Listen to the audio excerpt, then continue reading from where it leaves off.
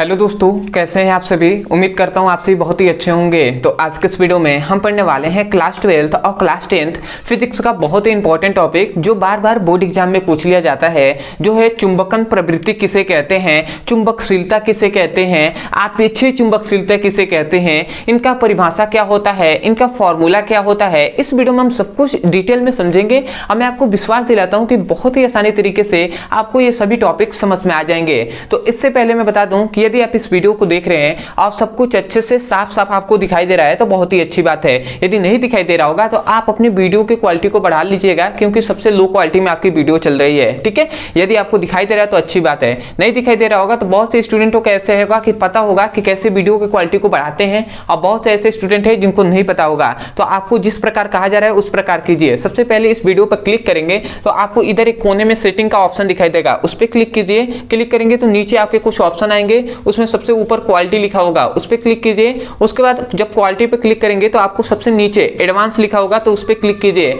उसके बाद 360p पर क्लिक कर देना है। अब आपकी वीडियो की क्वालिटी अच्छी हो जाएगी। अब आपको सब कुछ अच्छे से साफ साफ दिखाई दे रहा है। तो चलिए दोस्तों अपने टॉपिक को शुरू करते हैं। तो यहाँ पे हमने लिख दिया है भैया कि आपेक्षीय क्या चुंबकीय प्रवृत्ति किसे कहते हैं। तो ध्यान से सुनिएगा, इसका परिभाषा हमने क्या कहा। हमने कहा कि कोई भी पदार्थ है तो किसी पदार्थों की चुंबकन तीव्रता, किसी पदार्थों की चुंबकन तीव्रता तथा उसी पदार्थों की चुंबकीय क्षेत्र की तीव्रता के अनुपात को चुंबकीय प्रवृत्ति कहते हैं। समझ में आया ना। मतलब क्या कहा कि किसी पदार्थों की चुंबकन तीव्रता और उसी पदार्थों की चुंबकीय क्षेत्र की तीव्रता के अनुपात को चुंबकीय प्रवृत्ति कहते हैं। तो इसके फॉर्मूले से इसका डेफिनेशन आपको याद होगा। तो फॉर्मूला क्या होता है भैया, फॉर्मूला होता है काई एम बराबर आई बाई एच। ये इसका फॉर्मूला होता है। इस कलर से मैं इसको बंद कर दे रहा हूं, ठीक है। ये इसका फॉर्मूला होता है, ध्यान दीजिएगा। यहाँ पे इसको काई एम कहेंगे तो काई एम इक्वल टू होता है आई बाई एच। जहां आई क्या है भैया, तो जहां आई है चुंबकन तीव्रता, मतलब किसी पदार्थों की चुंबकन तीव्रता है, और ये एच क्या है भैया, उसी पदार्थों की चुंबकीय क्षेत्र की तीव्रता है, चुंबकीय क्षेत्र की तीव्रता। ठीक है, तो आप यहीं से डेफिनेशन कर सकते हैं ना कि हम ये क्या है, ये है चुंबकीय प्रवृत्ति, और ये क्या है भैया, चुंबकन तीव्रता है, और एच क्या है, चुंबकीय क्षेत्र की तीव्रता। तो हम यही से डेफिनेशन कर सकते हैं कि किसी पदार्थों की चुंबकन तीव्रता तथा उसी पदार्थों की चुंबकीय क्षेत्र की तीव्रता के अनुपात को चुंबकन प्रवृत्ति कहते हैं, चुंबकीय प्रवृत्ति कहते हैं। तो आशा करते हैं कि आप इस फॉर्मूले से आप इसका डेफिनेशन कर देंगे।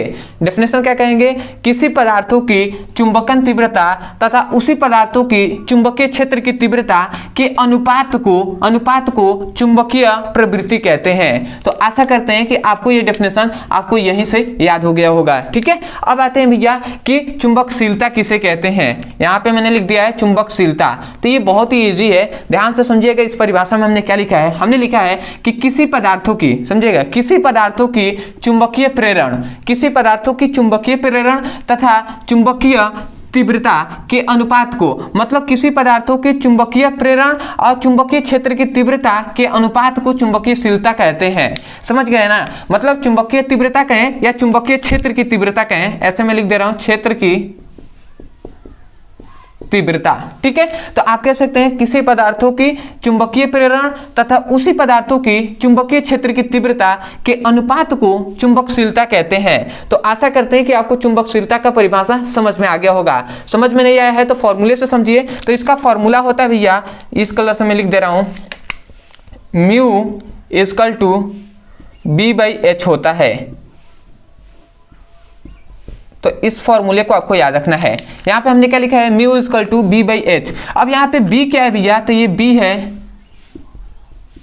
चुंबकीय प्रेरण। ठीक है, और एच क्या है भैया, चुंबकीय क्षेत्र की तीव्रता।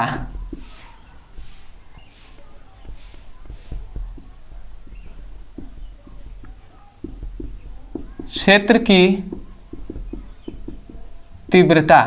तो बताइए आप यहीं से डेफिनेशन कर देंगे ना। यहाँ पे है बी क्या है, चुंबकीय प्रेरण है, और एच क्या है, चुंबकीय क्षेत्र की तीव्रता। तो हम कह सकते हैं कि किसी पदार्थों की चुंबकीय प्रेरण तथा उसी पदार्थों की चुंबकीय क्षेत्र की तीव्रता के अनुपात को चुंबकीय क्या कहते हैं, चुंबकशीलता कहते हैं। तो आशा करते हैं कि आप इसी प्रकार डेफिनेशन को कर देंगे इसके फॉर्मूले से।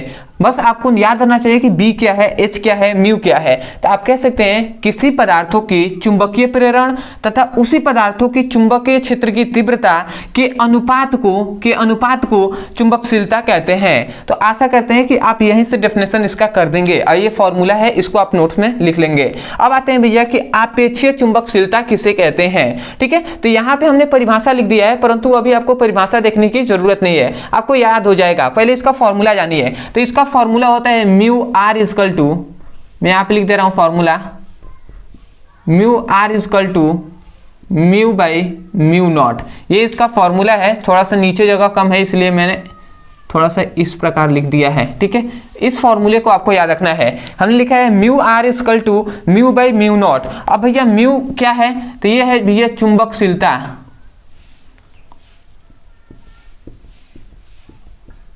ठीक है, और ये म्यू नॉट क्या है भैया, निर्वात की चुंबकशीलता, या वायु या निर्वात भी आप कह सकते हैं।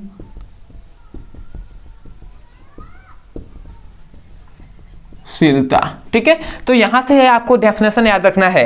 ये क्या है भैया, चुंबकशीलता है केवल, और म्यू नॉट लिख दिया गया है, तो इसका मतलब वायु या निर्वात में चुंबकशीलता।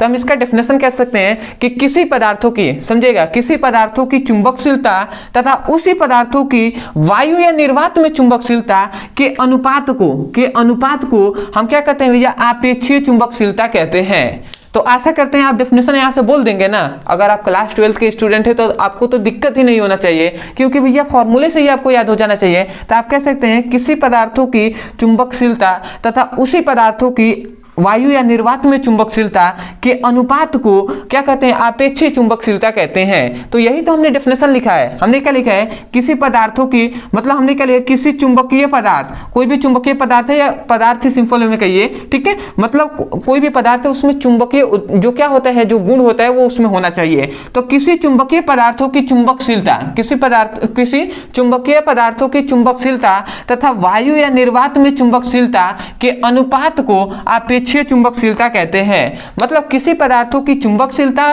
तथा उसी पदार्थों की निर्वात, वायु या निर्वात में चुंबकशीलता के अनुपात को आपेक्षीय चुंबकशीलता कहते हैं। तो आशा करते हैं कि ये तीनों जो टॉपिक है, इनका परिभाषा है और इनका फॉर्मूला है, ये आपको बेहतरीन तरीके से समझ में आ गया होगा। तो मैं यही कहूंगा, यदि आपको समझ में आ गया है, यदि लग रहा होगा कि हाँ आपके लिए कुछ मेहनत किया गया है, तो सबसे पहले तो सपोर्ट करने के लिए चैनल को सब्सक्राइब कर दीजिएगा, वीडियो को लाइक कर दीजिएगा, हो सके तो हमें कमेंट सेक्शन में जरूर बताइएगा कि आपको वीडियो कैसा लगा। अदरवाइज बहुत से स्टूडेंट ऐसे हैं जिनको बहुत से ऐसे टॉपिक है जो रट्टा मारते हैं, उनको समझ में नहीं आता है, चाहे वो फिजिक्स का हो या केमिस्ट्री का हो। तो भैया यदि आप उस टॉपिक को पढ़ना चाहते हैं और उसको याद करना चाहते हैं सिंपल वे में, तो आप उस टॉपिक का केवल नाम लिखिए यूट्यूब पर, अंत में हमारे चैनल का नाम लिख दीजिए। जैसे मान लेते हैं कि आप जो चुंबकशीलता समझ में नहीं आ रहा है, तो आप लिखिए चुंबकशीलता किसे कहते हैं ब्रदर सर, आपको वो वीडियो मिल जाएगा, वहां से उसकी पढ़ाई कर सकते हैं। अदरवाइज बहुत से ऐसे भी स्टूडेंट हैं जो चाहते हैं कि क्लास 10th हो या क्लास 12th या अदर कोई भी क्लास हो, उसका चैप्टर वाइज सीक्वेंस में हमें एक एक करके वीडियो मिले, और वहां से मैं जाकर पूरे अपने सिलेबस को अच्छे से पढ़ सकूं और अपने सुंदर से नोट्स बना सकूं। तो आपके लिए भैया एक यहाँ पे नंबर दिया जा रहा होगा, इस नंबर पे आपको व्हाट्सएप करना है और मैसेज करना है। मान लेते हैं आपको क्लास 12th का पढ़ाई करना है, फिजिक्स और केमिस्ट्री का, तो आप लिखिए class 12th physics chemistry all video link. तो आपको चैप्टर वाइज सीक्वेंस में सभी वीडियो का लिंक दे दिया जाएगा, वहां से उसकी पढ़ाई कर सकते हैं। तो आशा करते हैं आप समझ गए होंगे। तो चलिए दोस्तों, आज के लिए इतना है, मिलते हैं एक नए टॉपिक के साथ, तब तक के लिए धन्यवाद। जय हिंद, जय भारत।